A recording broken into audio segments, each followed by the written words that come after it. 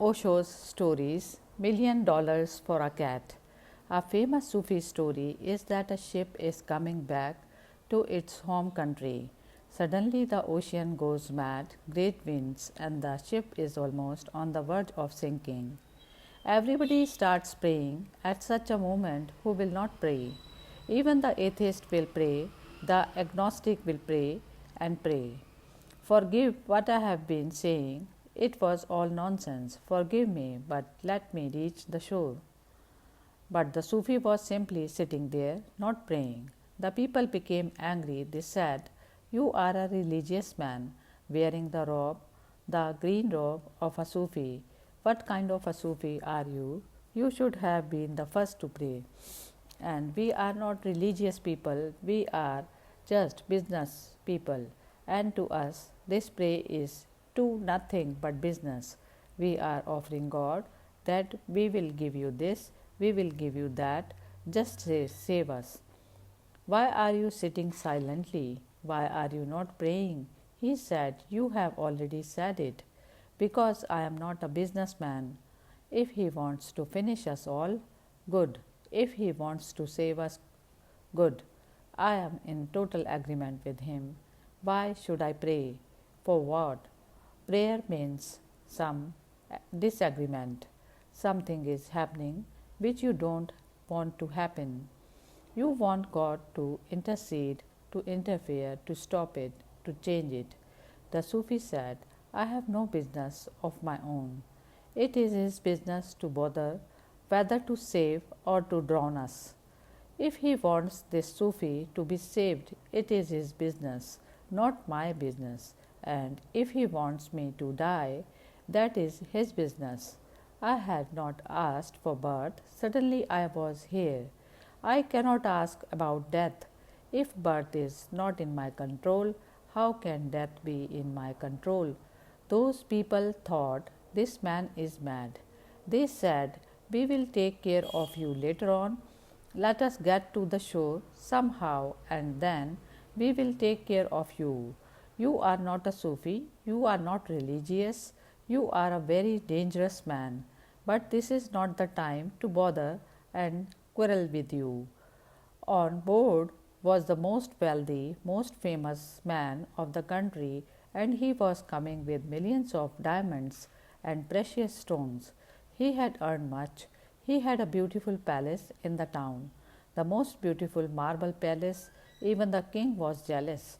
Even the king had asked him many times, "You give this palace to me, any price, and I will pay for it." But the madman, the rich man, said, "This is not possible. That palace is my pride." When the ship was almost sinking, the man shouted to God, "Listen, I give that palace to you. Just save me." And as it happened, the winds disappeared.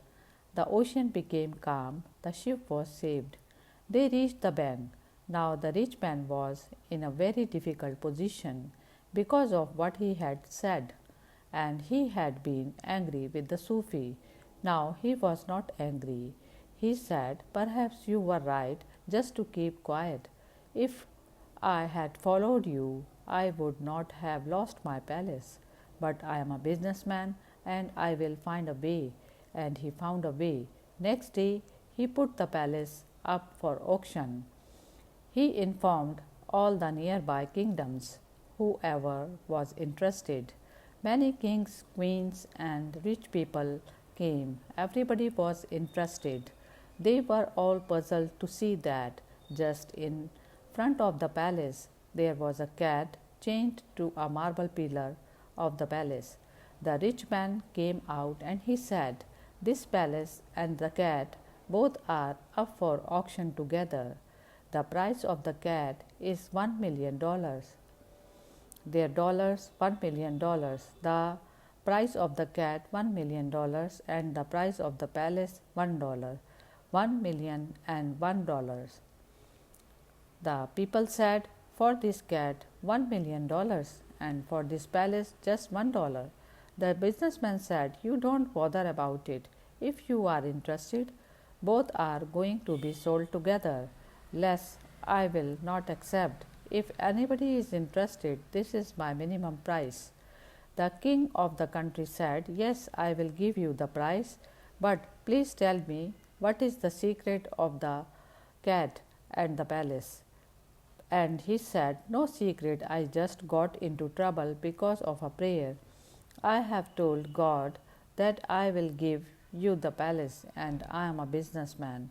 If he is a businessman, I am also a businessman. The cat, $1 million that I will keep, and the palace, $1 that will go to God's fund. Prayer is just your effort to persuade God to do things according to you, and it is absolutely your imagination. In the first place, you don't know God, you don't know His likes and dislikes, you don't know whether He exists or not, and you are praying. This is a poor state of affairs. The rumors of madness. A disciple came to the master and said, I am in trouble. The trouble is that the richest man of the town is going on a pilgrimage. He has a beautiful daughter, and I have a great reputation because of all the discipline that I have gone through and the character that I have cultivated. I have such a reputation in the town that he wants me to take care of his beautiful daughter while he is on his pilgrimage. And I am afraid I know my temptations, and the girl is really beautiful. In fact, I have always been infatuated with her. I have been avoiding.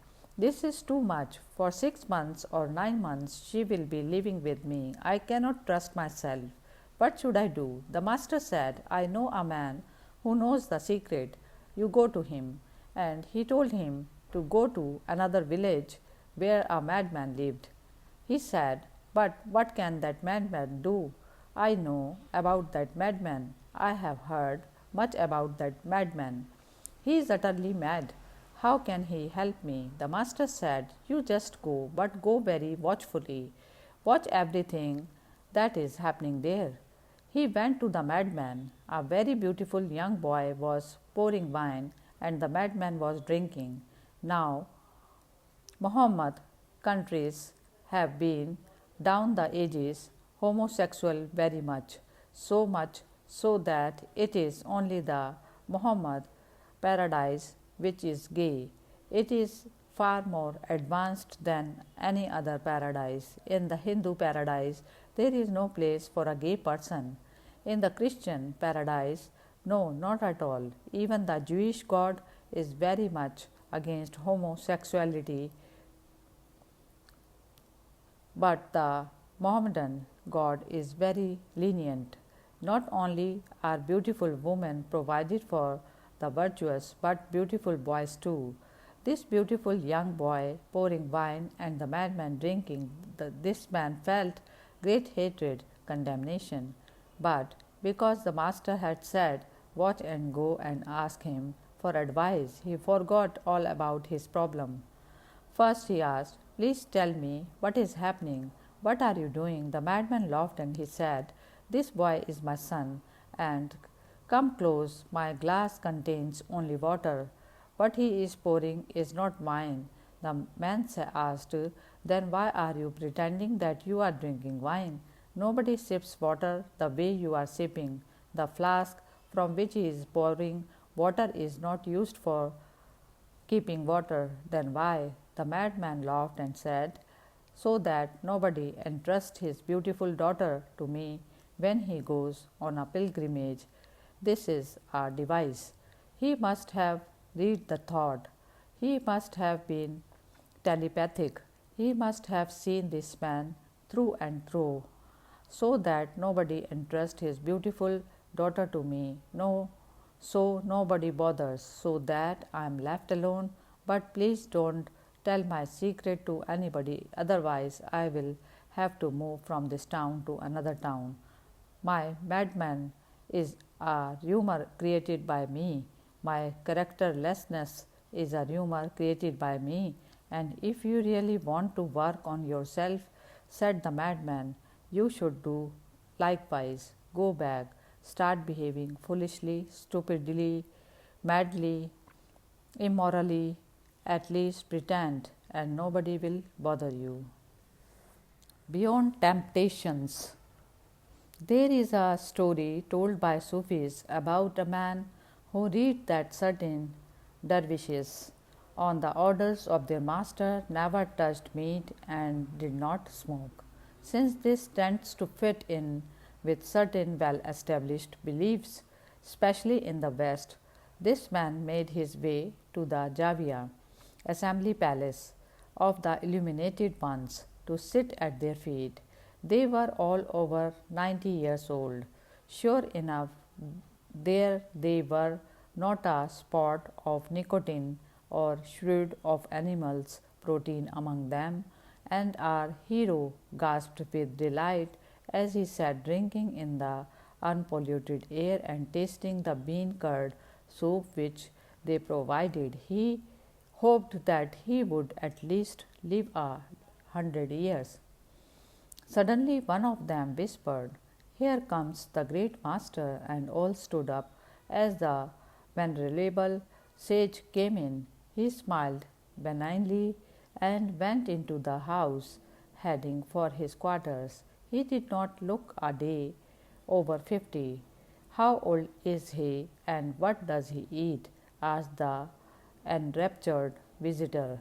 "He is 150 years old, and I don't suppose any of us will reach that venerable age and station," wheezed one of the ancients.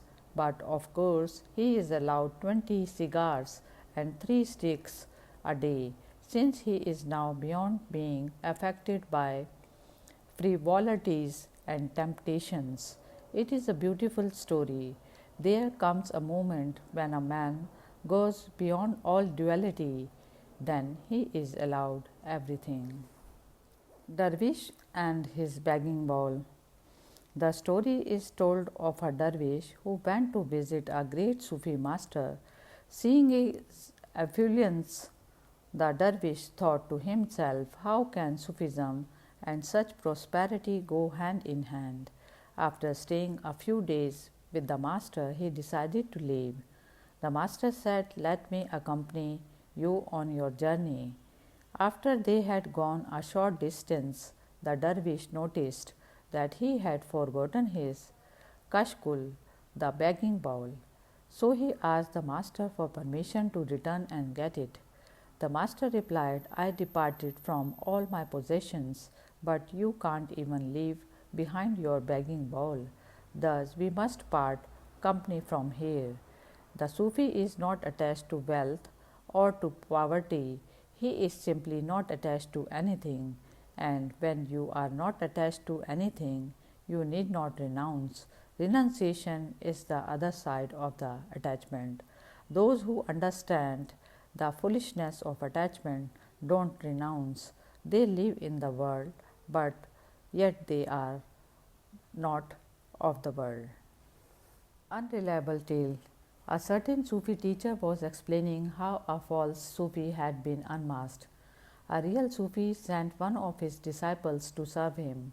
The disciple waited on the impostor hand and foot day and night. Presently, everyone began to see how the fraud loved these attentions, and people deserted him until he was completely alone. One of the listeners to this story said to himself, "What a marvelous idea! I shall go away and do just the same thing." He went to where a bogus divine was to be found and passionately desired to be enrolled as a disciple.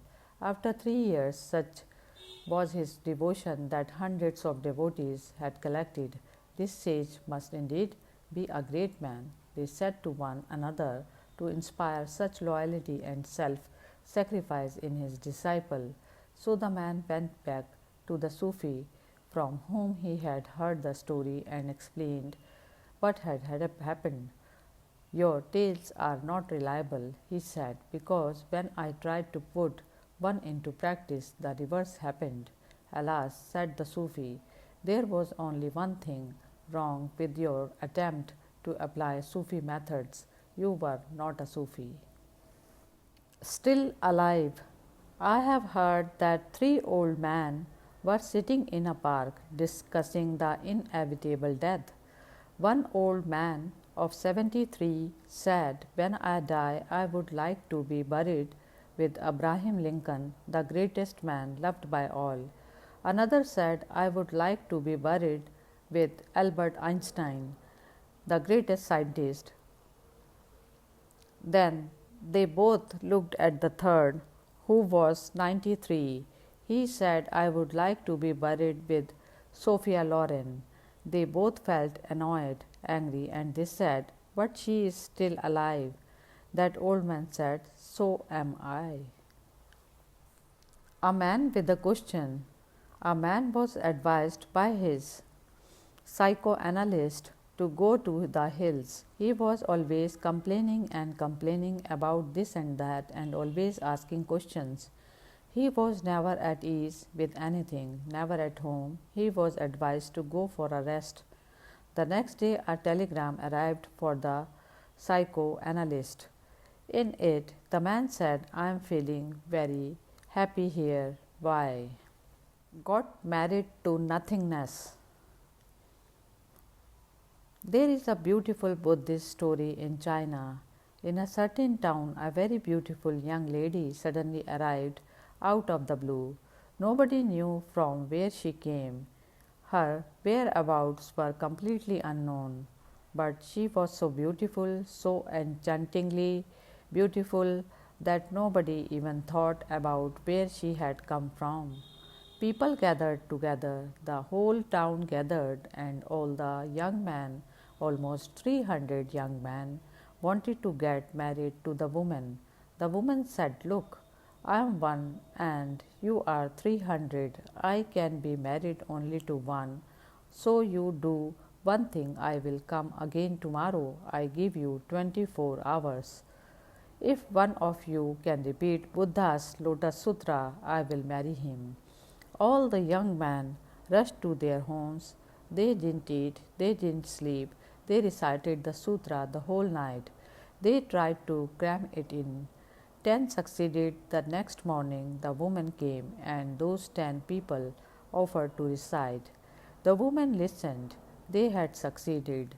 She said, "Right, but I am one. How can I marry 10? I will give you 24 hours again. The one who can also explain the meaning of the Lotus Sutra, I will marry." So you try to understand, because reciting is a simple thing. You are mechanically repeating something and you don't understand its meaning. There was no time at all, only one night, and the Lotus Sutra is a long sutra, but when you are infatuated, you can do anything.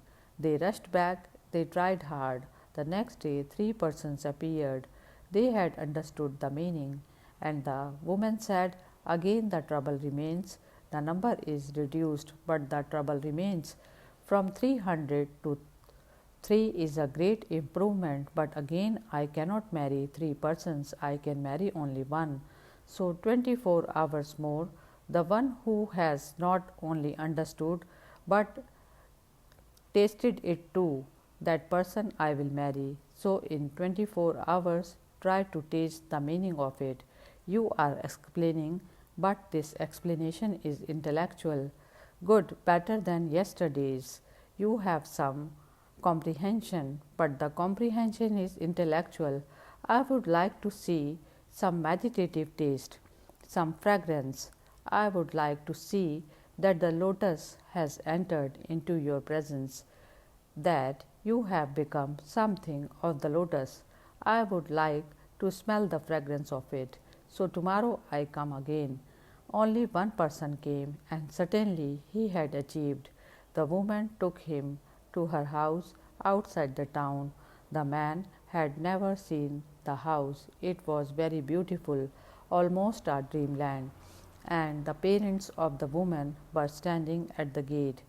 They received the young man and said, "We are very happy." The woman went in, and he chit-chatted a little with the parents. Then the parents said, "You go. She must be waiting for you. This is her room." They showed him. He went. He opened the door, but there was nobody there. It was an empty room, but there was a door entering into the garden. So he looked. Maybe she has gone into the garden. Yes, she must have gone, because on the path there were footprints. So he followed the footprints. He walked almost a mile. The garden ended, and now he was standing on the bank of a beautiful river. But the woman was not there. The footprints also disappeared. There were only two shoes, golden shoes, belonging to the woman. Now he was puzzled. What was happened? He looked back. There was no garden, no house, no parents, nothing. All had disappeared. He looked again. The shoes were gone. The river was gone. All that there was emptiness and a great laughter. And he laughed too. He got married. This is a beautiful Buddhist story. He got married to emptiness, got married to nothingness. This is the marriage for which all the great saints have been searching. This is the moment when you become a bride of Christ or a gopi of Krishna, but everything disappears: the path, the garden, the house, the woman, even the footprints. Everything disappears. There is just a laughter that arises from the very belly of the universe. But when it happens for the first time, if you have not been led slowly, slowly, you will go mad. This Buddhist story says that he was led slowly, slowly. The woman was the master. The woman is symbolic of the master. She led him slowly, slowly. First, recite the sutra. Second, understand intellectually. Third, give a sign that you have lived it. These are the three stages. Then she led him into the nothingness. The master leads you slowly, slowly, makes you by and by ready.